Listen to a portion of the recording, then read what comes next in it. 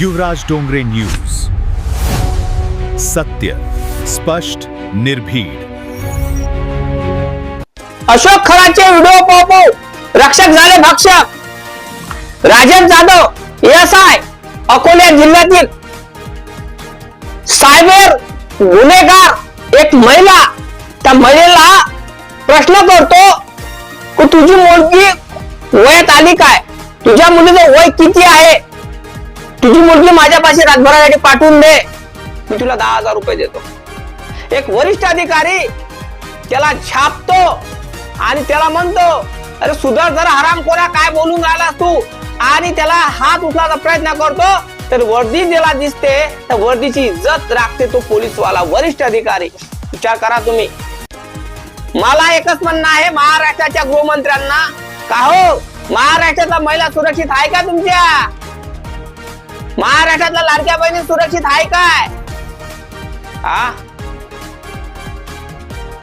तुमचे कानून मधले जे भक्षक रक्षक भक्षक ते लोक महिलेवर आता ज्या विचारून राहिल्या का तुझी मुलगी वयात आली काय, तुझ्या मुलीचं वय किती आहे, तुझ्या मुलीला माझ्याजवळ पाठवून दे, 10,000 रुपये देतो.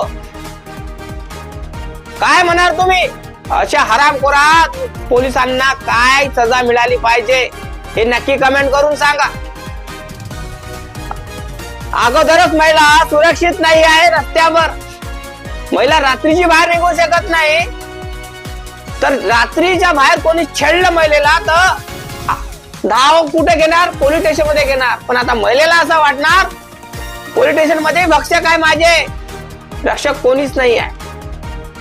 अरे महाराष्ट्रातल्या जनतेना आणि माझ्या महाराष्ट्रातल्या गृहमंत्र्यांना माझं एकच म्हणणं आहे, गृहमंत्री साहेब तुमच्या महाराष्ट्रातल्या लाडक्या महिला ह्या सुरक्षित आहे का नाही आहे?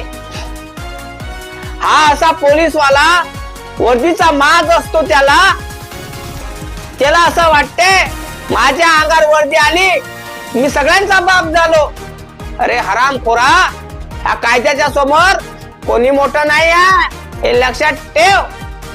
हा कायदा सगळ्याचा बाप आहे, तुमचा बाप कायदा आहे. तुम्ही नोकर आहात हे लक्षात ठेवा.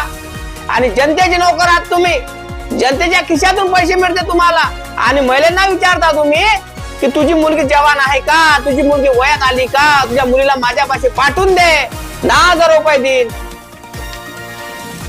त्या महिलेचा गुन्हा एकच आहे, तिच्या अकाउंटला 70 ते 80 लाख रुपये आले होते, तर कोर्टाने तुला जाब विचारण्यासाठी 3 ते 4 दिवस रिमांडवर घ्यायला लावलं. तुला ते न विचारता तू भलकोंतच विचारून राहिला, म्हणजे आजकालच्या महिलेला काय वाटणार? अरे तुमच्यामुळं महाराष्ट्रातल्या पोलिसांची बदनामी होतात. मी म्हणत नाही की सगळंच महाराष्ट्रातले पोलीस हे आहे खराब आहे. अरे तुमच्यासारखे हरामखोर पोलीसवाल्यांच्या मुळे बाकीच्या चांगल्या पोलिसांचे नाव बदनाम होतात.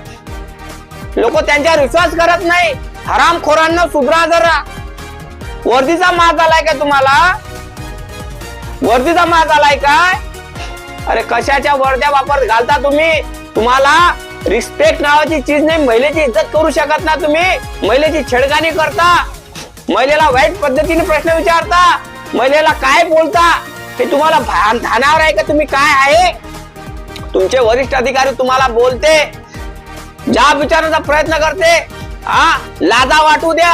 एवढाच तुम्हाला वर्दीचा माज आला असेल का तुम्हाला? तो वर्दी काढून टाका. ते तुमची तुम्हाला ते वर्दी रक्षणासाठी दिली आणि तुम्ही ते रक्षकच भक्षक झाले. अगोदरच महाराष्ट्राचं नाव बदनाम झालेलं आहे अशोक खराच्या मुळे. अशोक खराचे व्हिडिओ पाहू हा हरामखोर एसआय राजेश जाधव याला असं वाटलं का महिलेला आपण 10,000 रुपये देऊ आणि ती मुलगी आपल्यापाशी पाठवून देईल. अरे हरामखोरा, सगळ्याच महिला एकसारख्या नसते. त्याला असं वाटलं का अशोक खराबनं असं केलं, टेबल टेनिसचा गेम आपणही करू. अरे ओ हरामखोरा, माझं एकच म्हणणं आहे, गृहमंत्र्यांना माझं एकच म्हणणं आहे, असे पोलीस खात्यात पोलीस ठेवू नका जे महिलेची इज्जत करत नसेल, महिलेला अशा पद्धतीने बोलत असेल तर महिलेच्या मनामध्ये एक क्वचित निर्माण होणार. की मी आता पोलीस स्टेशन मध्ये सुरक्षित नाही. मग काय प्रश्नाचं उत्तर द्या तुम्ही लोकांच्या.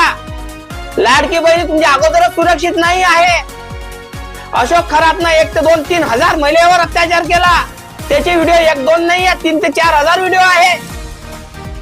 हा, अरे कुठं चालला आपला महाराष्ट्र. अकोला जिल्ह्यातील घटना 10,000 रुपये दे.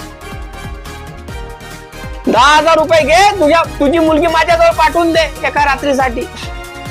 काय म्हणाल तुम्ही. या हरामखोर पोलीस लोकांना कुठली सजा मिळाली पाहिजे. असे कृत्य करणाऱ्या लोकांना नक्की कमेंट करून तुम्हीच सांगा मला. महाराष्ट्रातल्या जनतेला सांगत आहे मी आता की अशा हरामखोर पोलीस लोकांना कुठली सजा मिळाली पाहिजे. काय वाटतं तुम्हाला नक्की कमेंट करून सांगा. जय भीम, जय शिवराय, जय जवान, जय किसान, जय संविधान.